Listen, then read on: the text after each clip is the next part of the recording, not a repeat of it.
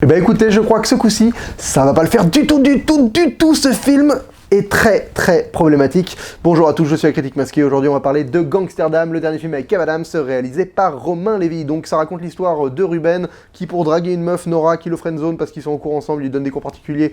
Bref, elle veut pas de lui parce qu'il est pas assez viril apparemment. Il la suit, il se retrouve embarqué dans une affaire de passe de drogue entre Amsterdam et Paris. Et donc ils partent tous les deux à Amsterdam, accompagnés de Durex, le meilleur ami de Ruben, qui est amoureux de lui depuis toujours. C'est un personnage très étrange. Et ils vont perdre le paquet de drogue qu'ils doivent ramener, et donc ils vont passer plusieurs jours à essayer de le retrouver. Ils vont être mêlés à un règlement de compte entre mafieux, tout un gros bordel. Donc c'est ce type de comédie un peu action, comédie, aventure à la française qu'on voit beaucoup. Je pourrais vous faire une liste, là j'ai pas tout en tête, mais où il y a pas mal de films comme ça, où on prend des personnages, on les met...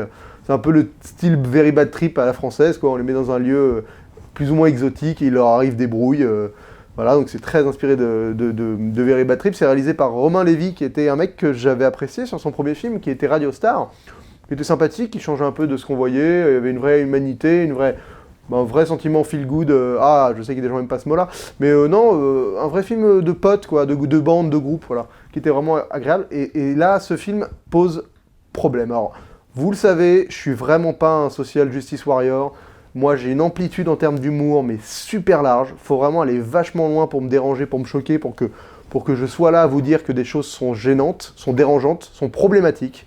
Mais là, honnêtement, je pense que ce film finit par l'être. Je suis désolé. Voilà, pour moi, on peut rire presque de tout. On est supposé aller vraiment loin dans l'humour, mais là, en fait, le film essaye à 2 reprises de faire rire avec le viol. La première fois, c'est malaisant comme pas permis. Donc le meilleur, il y a une scène où ils doivent s'introduire sur une péniche où il y a la petite copine d'un mec qui les a escroqués, qui vit là. Ils doivent essayer de retrouver où est le mec. Et avant d'aller dans la péniche, donc il y a Durex, le pote de Kev Adams, qui est là, et donc ils y vont un peu en mode filou. Et le mec lui fait on est d'accord, on la viole ou pas? Donc Kev Adams il fait bah non, on la viole pas. Il fait ah ok, on la viole pas, genre avec un clin d'œil. Après il fait genre non mais moi je parlais d'un viol cool, hein, pas un viol soft, pas un viol violent, tu vois, genre un viol à la cool. C'est quoi cette blague? Enfin ok, le personnage de Durex c'est un personnage étrange, d'ailleurs qui est totalement incohérent, qui est un peu gay, qui a le cliché du gay, qui fait de la coiffure, donc t'ajoutes à tout ce que je viens de dire sur cette blague de viol hyper de mauvais goût, quoi, parce que c'est quoi un viol doux, c'est quoi un viol violent, enfin, c'est quoi de... Enfin, le problème c'est que ce film, en fait, ce qui me dérange, c'est que je sais que c'est quoi la cible. La cible, c'est les 12, 15 ans, 16 ans, le public de Kev Adams, et là, ils vont voir ça, ils vont ressortir ce genre de blague dans la cour, enfin, ça va devenir des répliques que les gens vont dire, genre, eh non, mais c'était un viol à la cool, mais c'est pas bon, c'est pas des... Enfin, c'est pas des bonnes valeurs à véhiculer. Alors après, je sais qu'un film n'est pas là pour véhiculer des valeurs ou pas, mais là, c'est vraiment problématique. S'il y avait que cette blague, ce serait déjà moins problématique. Ok, ce serait juste une blague de très mauvais goût, mais on n'en ferait pas tout un fromage. Le problème, c'est qu'il y a le climax du film. Alors le climax du film, je vais vous le spoiler, mais alors je vous rassure, c'est absolument pas important ni grave, c'est vraiment pas quelque chose d'immanquable. Donc voilà, vous êtes prévenus, je vais spoiler. Donc à la fin du film, Kev Adams, son pote Ulysse et Nora finissent par réussir à capturer le méchant. Et Ulysse a 2 doigts de buter le méchant, il va buter le méchant, et Kev Adams lui fait « Non, tu vaux mieux que lui, tu peux pas le buter », et Ulysse lui fait « Non mais si je le bute pas, tu comprends pas, ces genres de mecs, ils vont jamais nous lâcher, quoi. » Et donc là, t'as Durex qui dit « Bah, on a qu'à lui faire sucer la bite de son garde du corps et le filmer. » Et là, tout le monde éclate de rire, genre en mode genre « Ah, mais quelle bonne idée! Violons ce mec! Oui, faisons lui faire un acte sexuel totalement contre sa volonté, parce que c'est vraiment drôle, et en plus on va le filmer. » Bah ouais, ça va régler le problème. Et en plus, comme ça, on aura une vidéo de lui qui va sucer une bite. Mais c'est tellement humiliant de sucer une bite que le mec, c'est pire que s'il était mort. Il va vraiment nous lâcher la grappe grâce à ça. Mais c'est quoi cette morale? C'est quoi cette scène? C'est quoi cette fin? C'est quoi ce truc? D'où tu fais ça? D'où ton film se résout par un viol, et c'est genre l'acte de bravoure de tes personnages. De violer le méchant. Alors en plus, ils ellipsent le viol, parce qu'ils ont même pas les couilles de le montrer, d'aller au bout du... Parce que forcément, quand tu fais faire ça à un mec, ça devient hyper glauque. Là, ils se marrent sur l'idée, et après ils coupent, ils ellipsent, et on retrouve tout le monde qui est sauvé, qui a réussi à faire son truc. Parce que... Non, je suis désolé. Alors, c'est pas drôle. Enfin, moi, ça m'a pas fait rire, j'étais atterré. Parce que voilà, j'ai peut-être pas pris le film du bon côté, du bon bout, mais il y a un moment, il faut des limites. Alors vous pouvez me dire, ouais, mais il y a un peu une scène similaire dans Harold et Kumar. Non, dans Harold et Kumar, c'est nos protagonistes qui se font violer avec le sandwich à la viande de bite, dans les cellules, dans le 2. Donc c'est pas pareil, il y a un côté débile, et un côté où le mec qui les viole est un tolard, est un violeur, un mec qui, quoi qu'il arrive, qui dégage de la négativité pour le spectateur. Là, c'est les héros qui sont en position de victoire, qui ont la morale de leur côté, qui réussissent à accomplir un acte à la fin du film, qui fait qu'en plus la meuf deviendra amoureuse de Kev Adams, parce qu'il arrive à faire en sorte que le méchant se fasse violer. C'est ça vraiment? Est-ce que c'est ça l'humour qu'on veut actuellement? Je sais pas. Moi, je me pose la question, est-ce que c'est ça qu'on veut vraiment que les gens voient? Est-ce que c'est ça pour faire rire maintenant, faut aller jusque-là?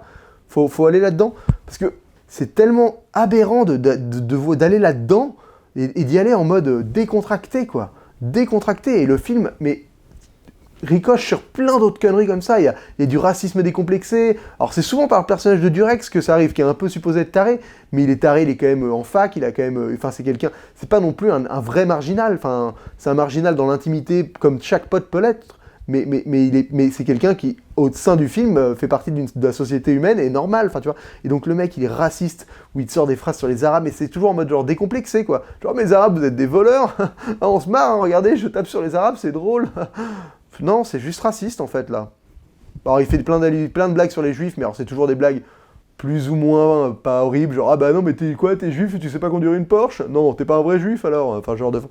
Bon, bah tu vois, voilà, ça, à la limite ça va, mais bon, parce que c'est pas des clichés tout de suite négatifs, dire qu'un juif est riche, bon, ok, alors que dire qu'un arabe est un voleur, tout de suite, bah ah ouais, ça fait rire, ah, ouais, c'est drôle, alors que bah non, c'est exactement ce qu'il faut pas faire. Enfin, c'est vraiment, là on tombe dans l'horreur, quoi. Enfin, on tombe dans l'horreur humoristique. Pour vous dire, il y a 2 blagues de paix, mais qui durent hyper longtemps. Il y a une blague où ils sortent du train et pendant, je sais pas, 5 minutes, enfin pas 5 minutes, mais 1 minute, ils ont une conversation sur à quel point le mec a fait un P qui faisait du bruit et qui sentait mauvais, et la meuf elle est là à dire mais moi aussi je pète, mais moi mon P il fait pas le bruit, et voilà, putain, t'es là, mais t'es atterré, j'étais atterré, et après t'as la blague qui revient pendant une séquence qui est interminable où le mec ils échangent des textos pour réussir à ce que la meuf donne le secret de réussir un P sans faire de bruit à durer, enfin, t'es affligé, j'étais sous mon siège, franchement j'avais honte quoi.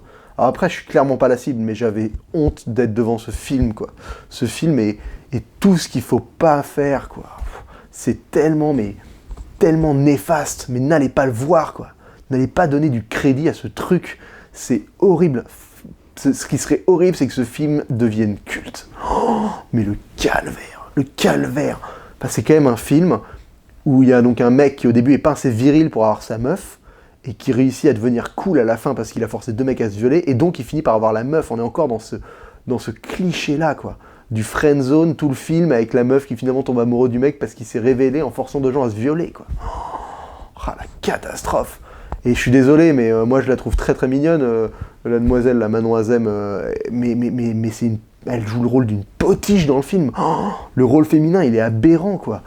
Il est aberrant, et c'est supposé être un personnage important aux yeux du protagoniste, du personnage de Kev Adams. Elle fait rien du film. Son seul acte un peu différent enfin, sa seule action, c'est de prendre une balle de billard et de l'acheter sur un mec. Sinon, tu peux l'enlever des séquences et d'envoyer le texto pour expliquer comment on fait l'épée sans les bruits. Mais sinon, tu peux l'enlever de la séquence, enfin, de chaque séquence, le film reste le même. La meuf n'a aucune influence sur le déroulé des événements, quoi. Vraiment le cliché de la... C'est presque la demoiselle en détresse à chaque fois, quoi. C'est aberrant. Oh, non mais c'est une catastrophe ce film. Ce film est une catastrophe, quoi. Mais Romain Lévy, mais t'as fumé ton slip, quoi. Je sais pas ce qui t'est arrivé, je sais pas comment t'as osé dire oui, tu devais tellement être en dèche t'arrivais pas à monter un bon film autre que celui que t'avais dû écrire après Radio Star, t'as accepté le premier truc qu'on t'a proposé, je sais pas. Mais comment un réalisateur qui a fait un bon premier film peut se retrouver à sombrer là-dedans, consciemment. En plus là, franchement, mais c'est réalisé mais avec l'anus. Il y a des trucs, mais t'as zéro idée. C'est du genre d'un kitsch au possible. T'as tous les trucs avec de la musique, du rap et du ralenti pour les arriver en mode personnage cool. T'en as une où ils arrivent en bateau, mais c'est ni fait ni à faire. C'est ridicule. C'est même pas genre c'est conscient d'être comme ça. C'est juste minable. T'es juste là, tu fais mais putain, mais t'as osé, c'est nul. Oh, c'est nul. T'as une scène qui est pompée, mais c'est honteux d'avoir fait ça. Il y a une scène, vous voyez la scène dans Kingsman où Colin Firth il tue tout le monde dans l'église, et il y a Freebird qui balance à fond, et bah là, la scène où c'est le bordel avec l'acte d'héroïsme de Durex, c'est en mode ralenti, et voilà, il met Freebird pendant toute la scène où les gens se tuent et se tirent dessus. C'est pompé à mort, mais comment t'oses faire ça? Le film est sorti il y a moins d'1 an et demi, ou 2 ans, Kingsman, tu piques pas la musique pour faire une séquence qui est similaire, qui est la même. Tu fais pas la même chose. Enfin, t'as même pas la décence de trouver des idées par toi-même. T'es obligé d'en chourer à des réalisateurs qui ont fait des films il y a même pas longtemps, quoi. Genre, et tout le monde l'a vu, celui-là, c'est honteux, quoi. Et mec, je veux bien que tu sois pote avec Manu Payet, mais lui file pas le rôle d'un parrain de la mafia. Le mec est pas crédible une seconde. Il y a un moment, respecte-toi. Je veux bien que ce soit ton pote, mais le mec, tu vois bien qu'il est pas crédible. Tu vois bien que t'y crois pas. Manu Payet qui a des brûlures sur les mains et tu supposais être un mafieux. On n'y croit pas une seule seconde. C'est ton pote, très bien. Au pire, tu le tournes en dérision, tu fais en sorte que ce soit un mafieux tocard. À la fin, il y a un peu de ça, et encore pas vraiment. Mais mec, c'est juste, tout le film, t'es là à te dire, mais pourquoi t'as choisi ce mec-là pour jouer ça? À part que c'est ton pote, à part que t'as écrit des films avec lui et que t'as écrit ses derniers films, mais c'est ni fait ni à faire, ça. Ayez un peu de décence, quoi. Ayez un peu de décence quand vous faites du cinéma. Faites pas juste jouer vos potes, faites pas juste ça, quoi. C'est pas possible. Faut un peu respecter les personnages que vous écrivez, le film que vous essayez de faire. Là, c'est vraiment un encellement de clichés, de perles, de trucs piqués à droite à gauche qui n'ont pas de sens, néfastes, qui balancent un message, mais gerbant. Ah là là, mais ça me vénère, quoi. Alors, je vous passe le côté racoleur, les meufs sont des putes, voilà, il y a 2 personnages de filles, il y en a une, c'est une pute, elle arrête pas de dire qu'elle a couché avec la terre entière et on se marre. C'est une pute, elle couche avec plein de mecs. C'est atterré, j'étais atterré. Voilà, donc c'est vraiment... t'as le personnage, je sais plus comment il s'appelle ce comédien qui est hyper connu en plus. Rutger Hauer, le mec qui joue dans Blade Runner, qui joue un parrain. Bon, à la limite, lui, il est crédible en parrain de la mafia amsterdamoise. Mais son fils, qu'est-ce qu'il joue mal aussi, qu'est-ce que c'est mal joué. Et après, même en réalisation, t'as des choses, mais c'est de l'ordre du... Enfin, j'ai déjà dit les scènes au ralenti, là, mais t'as plein de trucs. À la fin, t'as la scène où ils attrapent le méchant, là. Le mec, il a un flingue dans la main, le méchant, il est genre à côté d'une voiture comme ça, un peu mal parce qu'il vient d'avoir un accident. D'ailleurs, cet accident arrive de nulle part, hein, mais bon, je n'irai pas plus loin là-dessus. Il a un flingue et il tire pas sur les gens qu'il doit buter, alors que depuis le début, il vient de buter son père 2 secondes avant, en mode sans foi ni loi, j'en ai rien à battre, je tue mon père, et là, il hésite à tirer, tu sais pas pourquoi il tire pas. Voilà, donc même dans une scène basique, t'arrives même pas à gérer le timing correctement, Romain Lévy, là.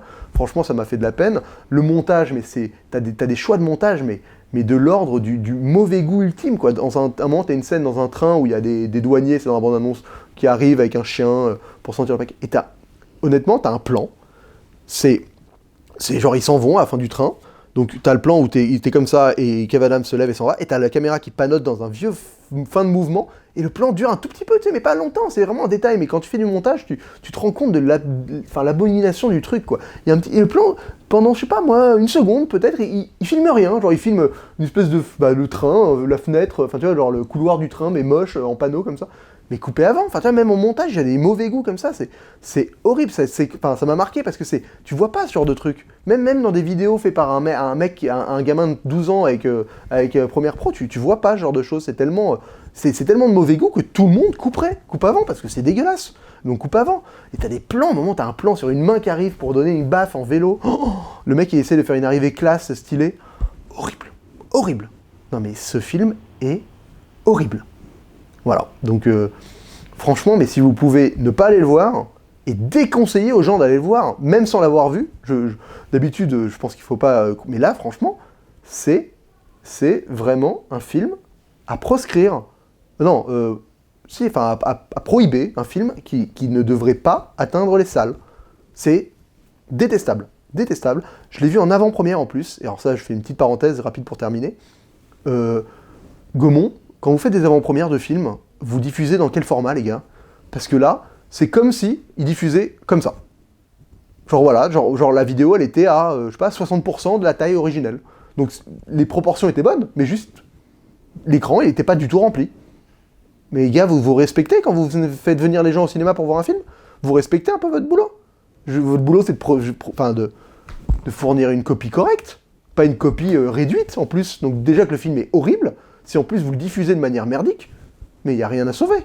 Enfin, et tant mieux. Comme ça fait vraiment une expérience de merde jusqu'au bout et on en ressort vénère, comme moi maintenant. Voilà. Bon bah écoutez, je vais lui donner la note de 0 masque sur 5. Évidemment, il n'y a rien à sauver. Il n'y a rien à sauver. C'est une grosse daube néfaste, une grosse daube franchement, mais à tuer dans l'œuf. Si ce film pouvait avoir le DCP qui se fait pirater et quelqu'un qui l'efface de la mémoire cinématographique française, mais tant mieux quoi. Est-ce qu'on peut pas recommencer à avoir d'autres films un peu là? Parce que moi, quand Kev Adams il fait ami public, je m'en fous, c'est tellement mielleux et niais, bon sentiment qu'à la limite c'est nul, mais ça me dérange pas. Là, ça se veut transgressif. Transgressif à colporter des valeurs de merde, des valeurs que j'ai pas envie de voir. Alors, je suis pas pour. Franchement, je suis pas le SJW machin à dire que les films devraient être consensuels, à prôner des beaux messages, mais il y a des limites. Faut savoir avec quoi tu joues, quoi. Faut savoir avec quoi tu joues. C'est juste ça. Et pourtant, voilà, je suis un mec qui est sorti une critique où j'aime bien Camping 3, où il y a des blagues racistes et des blagues homophobes. Mais parce que c'est colporté par le personnage de Patrick Chirac, qui véhicule une imagerie justement des gens qui comprennent pas vraiment ce sur quoi ils font des blagues ou ce sur quoi ils vont dire des boulettes. Donc il y a une double lecture qui se fait sur un film Camping 3. Mais là, c'est pas du tout le cas. Là, c'est pas du tout le cas. Là, les personnages sont tous dans leurs droits et t'es comme eux. T'es avec eux. T'as pas genre le côté genre, ah mais il dit ça parce que c'est un con. Non. Non, ils passent pas du tout pour des cons quand ils font leur plan de fin à faire violer les méchants là. Ils passent vraiment pour des mecs qui ont eu l'idée pour éviter d'avoir buté des gens. Et j'aurais préféré qu'ils les butent. Parce qu'au moins tu rentres dans un truc où c'est tellement n'importe nawak, tu tues des mafieux qui ont en plus buté tout le monde, bon à la limite, voilà. Mais là c'est genre la bonne solution, c'est la meilleure chose à faire, c'est de faire que les gens se violent quoi. Voilà le message, honnêtement voilà le message. Donc écoutez, c'est tout pour cette vidéo. Voilà, faites-en ce que vous en voulez, ce sera mon coup de gueule sur Gangsterdam. Juste s'il vous plaît, si vous vous respectez un peu et que vous respectez l'humour, le cinéma, les gens, les femmes, l'humanité, les droits de l'homme et tout ce qui suit, n'allez pas le voir quoi. N'allez juste pas voir ce film. C'est vraiment pas à voir. C'est sauvez votre argent, sauvez votre carte duo, votre carte pâté illimitée, machin illimité, n'y allez pas quoi. Ne gaspillez pas 1h30 de votre temps à donner de l'argent pour des gens qui écrivent des choses aussi néfastes. Allez, sur ce, bonne toile.